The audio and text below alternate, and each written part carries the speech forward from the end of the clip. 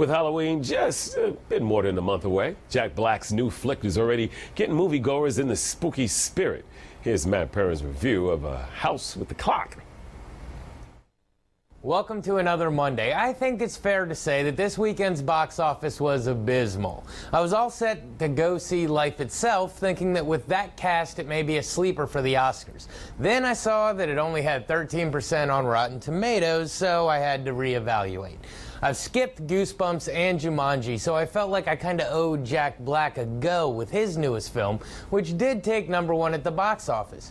It's targeted towards kids, so I was a little reserved, but then I saw that it was directed by Eli Roth. Well, this just got interesting. So was the film itself as interesting? Here's my take on The House with a Clock in Its Walls. Our film begins with young Lewis, who has lost his parents in a car wreck and is going to meet and live with his Uncle Jonathan, played by Jack Black. Upon arriving at his eccentric old house, he also meets the next-door neighbor and friend to his uncle, Florence Zimmerman, played by Cate Blanchett. It doesn't take Lewis long to realize that some strange occurrences are happening in the old house. Shortly, he discovers that his uncle is actually a warlock and Florence is a witch. After a good bit of begging, Lewis convinces them to teach him the ways of magic. We get montages of Lewis developing his craft, but at the same time we learn of a dark secret. The house used to belong to another warlock, Isaac Izard, and his wife, who, using dark magic, created a clock to count down to the end of the world by their hand. Izard was killed by his creation, but the clock still ticks in the walls, counting down to evil. The three set about finding it, but unbeknownst to them, there are other dark forces at play searching for the same goal. As the movie progresses, we see Lewis facing all the struggles of a child on top of the imminent danger approaching, some of which he actually had a hand in. We see Jonathan making new discoveries about his own house that may help prevent Armageddon.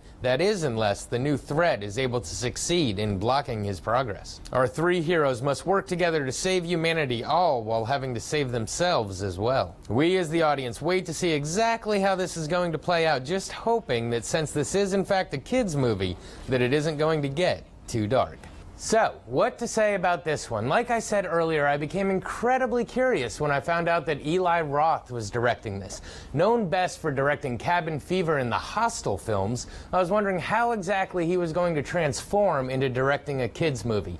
And the answer is, he pretty much made as close to a kids horror movie as you can get. Don't get me wrong, there isn't any gore, but there are some suspenseful and what I would assume to be relatively scary parts for kids, although it is well balanced out with the comic relief provided by our cast. Speaking of, Jack Black and Cate Blanchett play really well off each other, and their back and forths are completely believable. Kyle MacLachlan is at his creepiest, and Owen Vaccaro does a really good job sharing the screen with this veteran talent. I like that throughout the film there seem to be several obvious twists approaching, but then they don't materialize. It's like they set you up to think you're smart, and then just yank that rug right out from under you. So is the film something I would recommend? I think it's definitely a good Halloween-type movie for the kids, plus it's always fun seeing Oscar-caliber actors in these different types of roles. But I think without kids in tow, it's not necessary to run to the theater to take this one in. It will be fine to watch on the couch someday in the future. This has been your Monday Movie Music. Back to you. Matt, how many do you give it? I was going to say how many hot dogs, but a lot of people don't eat hot dogs. Big, medium, large popcorn. What do you give it, real quick? Medium. Medium? Okay. Coming up next, Tyler has a look at your 7-day forecast. Stay with us.